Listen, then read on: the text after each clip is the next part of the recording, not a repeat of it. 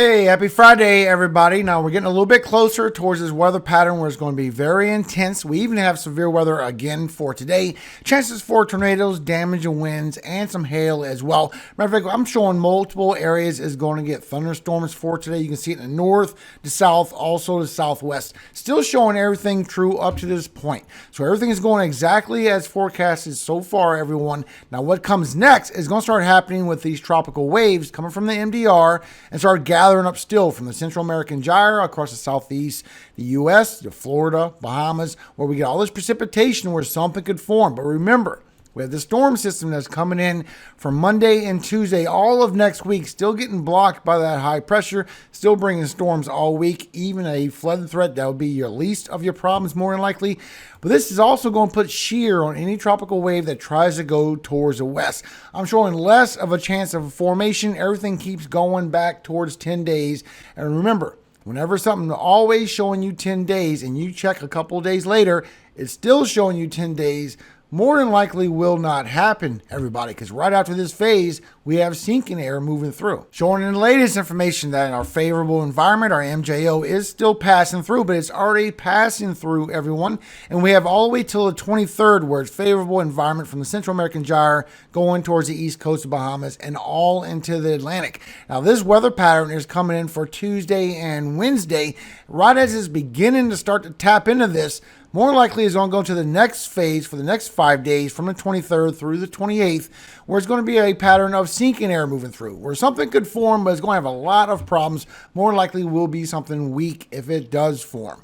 Maybe in the beginning of October, it'll go towards that neutral pattern where the Central American Gyre might still be at play, but more likely into the Eastern Pacific. Looking the same way when you look at global tropics as well, everyone, all the way till the 30th, a 20% chance of something into the Southern Gulf, more likely will go into the Eastern Pacific, where it has a 40% chance. And you can see as you go to the beginning of October, you're going to be sitting in the same weather pattern. A little bit more of the Southern and Western Caribbean is going to be more into play, more thunderstorms around the Central American Gyre, but not showing a lot of chances of formation. We have cold fronts coming through. We have a lot of shear. We have a lot of dry air.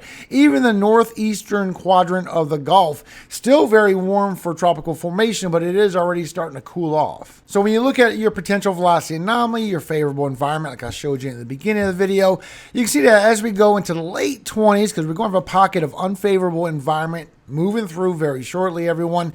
As we go into the late 20s, there's going to be some possible formations in the Eastern Pacific, but all this is showing somewhere around the Eastern Caribbean, far into the Atlantic, the MDR. This is far eastern. This is right on the edge going into the Western Caribbean. So more likely will be the Central American Gyre. Still have to watch it, but you can see the latest with the European, with the control members, showing more likely to be a lot of formation going to the Eastern Pacific, where we have a 40% chance, and far into the Atlantic will be the more likely outcome. Now, you do see there is chances for strong storms, a lot of convection, a lot of lift in the atmosphere as we go through this next phase. This is going to be all week. But also, you could get that trough that moves through and get chances for favorable environment. Maybe something could form right along that front as it moves out through the east-northeast. So let's go through the latest updates with this weather pattern, what you can expect, everyone. You can see here from your updates with the vorticity. Of course, with the Euro, it's been way more accurate than the GFS this year. I wouldn't even show you the GFS or everybody. Every time you go from the GFS one run to the next, it's a totally different story, and it's so weird to be that much different. Now, you see, as we get the storm system coming in from Monday and Tuesday, it is going to be elongated, but it is going to bring chances for severe weather back. While you get this trough, while you're still getting storms from the west coast, from that next system, bringing precipitation. But you can also see as that comes into fruition, as you go Tuesday into Wednesday, we're already in that mode. Here comes that storm system, still showing that high pressure that is going to block it northern. The same high pressure potentially is going to go further towards the east and is going to build up over here in the Atlantic across the northeast and stop that tropical wave from getting sheared and from getting pulled apart like it's been showing. It all depends how fast and how slow this tropical wave moves. Right now, we are literally looking at 8 to 9 days. It's already getting too far, everybody. So we'll keep you updated. This does change dramatically, of course, but you can see in the latest run with the Euro, it shows something very strong, and then we go into that high ridge after that, and it allows that to go further towards the west. Totally will not happen this way, everybody. Right now, this is literally at 9 days right there.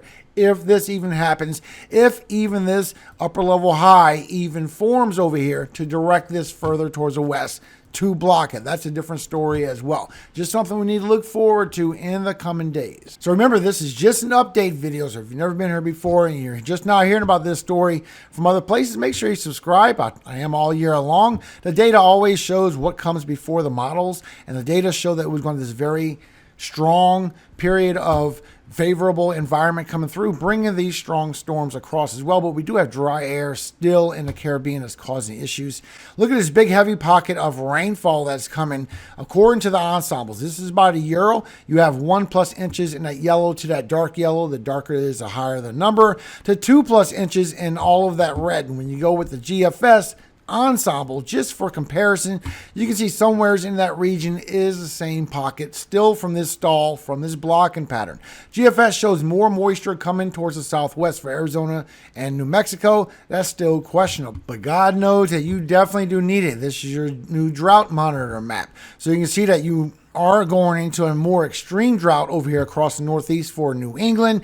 Also over here from the Tennessee to Ohio Valley, a big area where your drought is starting to get a little bit worse. Now you can see over here for southern and western Texas also have problems with the drought. It did heighten, and along the whole western side of the U.S., your drought has gotten worse. Now, trying to be as accurate as I can, so I want to keep this just a few days at a time, everybody. As we go into Tuesday, you can see right here that we're starting to get that trough coming through. We're also getting 2 areas of low pressure that's starting to form up, and it's making an elongation of thunderstorms right here, where you can get a lot of thunderstorms building up for chances for damage and winds, for hail, but also closest towards the spin, towards these low pressure centers, is where you could get possible formation of tornadoes.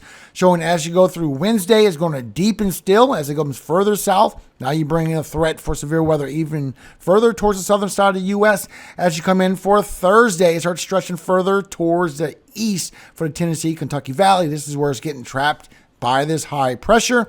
As you go through for Friday, is going to be there, but now the high pressure is moving off towards the northeast, and this has allowed this to get pulled to the north by this trough coming in from Canada. And that pulls that further towards the north as you leave out through the weekend. Then maybe something forming up over here by the Bahamas still as we go literally 9 or 10 days. Now, once again, GFS changes his mind just like a young kid, everybody. You can see right here, it's only an agreement as we go through Tuesday. Multiple areas of low pressure forming up, bringing chances for thunderstorms, but it's already changing as we go from Tuesday into Wednesday. What is going to be the weather pattern? We could have a strong system already towards northeast and New England, and then it could go deeper. That is trending that will go deeper down into the southern U.S., but GFS is showing something way different, but at the same time agreeing somewhere around 8-9 days down the road, we might see something by the Bahamas start forming up. Now, if you go by the GFS and look at this, and you look at the previous run, according to the GFS,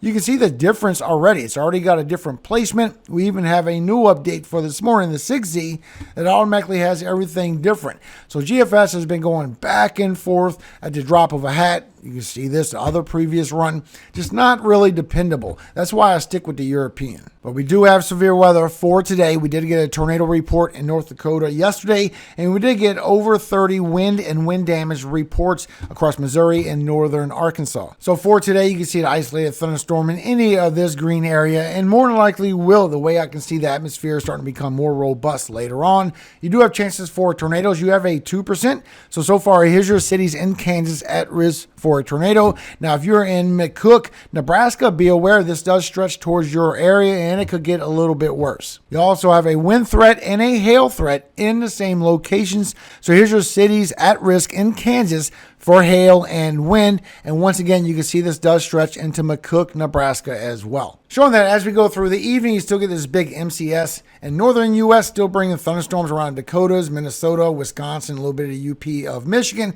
while you're still getting storms forming up across the southwest for California, for Nevada, some of Utah as well, but it really comes into fruition as you go later this evening around 6, 7 o'clock Central Time over here for northern Arkansas, southern Utah, also for New Mexico and northern Mexico. Mexico. You get a group across the southeast as well, but it really strengthens up across the MCS to the north as this has been rotating all week being in the U.S.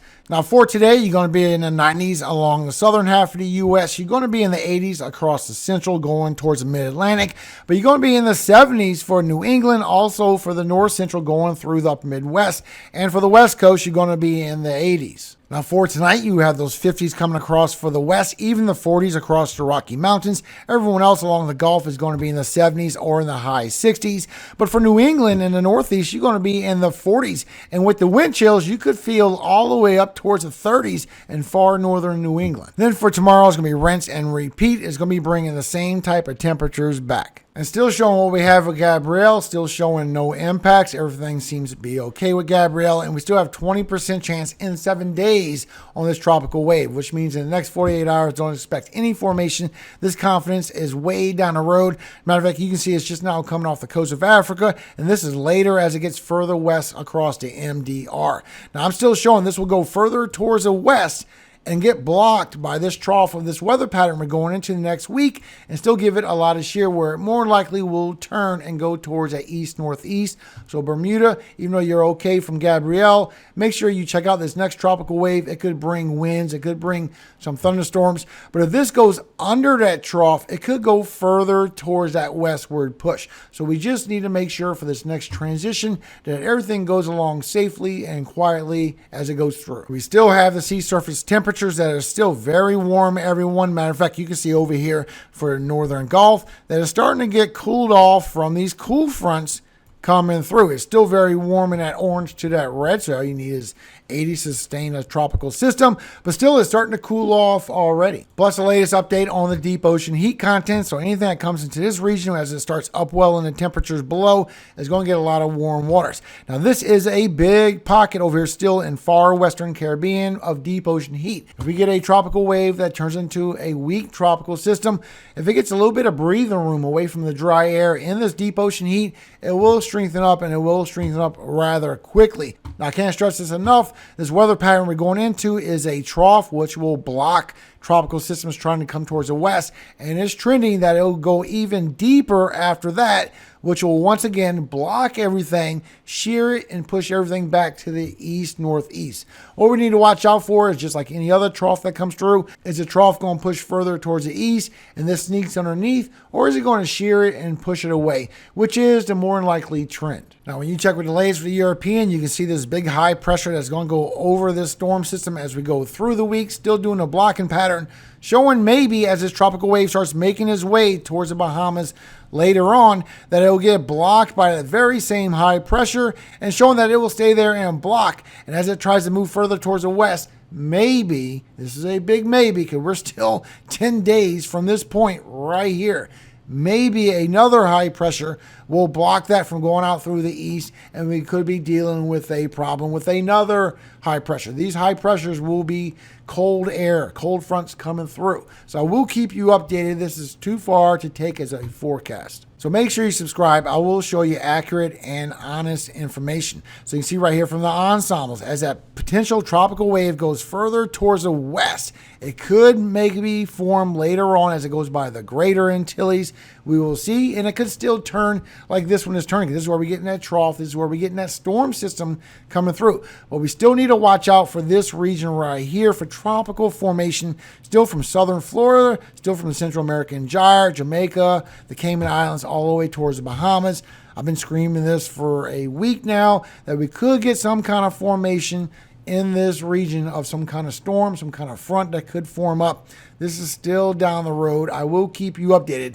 It just shows a great formation possible. Also possible of front-induced systems while we get in the Eastern Pacific as well. We're just going to a little area where something could form up, but I'm not showing 100% confidence. Because look how much it has fallen apart. Chances for a tropical depression in 6 days as that tropical wave comes towards the west, 7, 8 days. Now it's getting that shear next week and is losing its chance for tropical formation. And look how much it weakens as you go 9 and 10 days. Everything else loses interest. You go all the way down to maybe a 5% chance up to a 10% chance. While this forms by the Bahamas, more likely will go out through the east, northeast, and just weakens if it stays there because of the dry air, because of the shear, and it go out through the Central American gyre, through the Pacific. Maybe another tropical wave after that, but probably will run into the same problems. I will keep you updated. You know I will. All this is an update video. I will see you again on Sunday morning here on this channel for the next video. And before I go, a quick word from our Father, everyone. Isaiah 58:13 and 14. If thou turn away thy foot from the Sabbath, from doing thy pleasure on my holy day, and call the Sabbath a delight, the holy of the Lord, honorable, and shalt honor him, not doing thine own ways, nor finding thine own pleasure, nor speaking thine own words, then shalt thou delight thyself in the Lord, and I will cause thee to ride upon the high places of the earth, and feed thee with the heritage of Jacob thy father. For the mouth of the Lord hath spoken it. Amen. Have a great day, everyone. Have a very happy Friday. Be careful of these storms moving through. I will see you on Sunday. Have a very peaceful Sabbath, everybody. And remember, above all things, all glory goes to God, our Father in heaven, Yahweh. And I always hope he keeps you safe every single day of your life and forever. Amen. Hallelujah. Amen. Have a great day, everyone. I'll see you again on Sunday.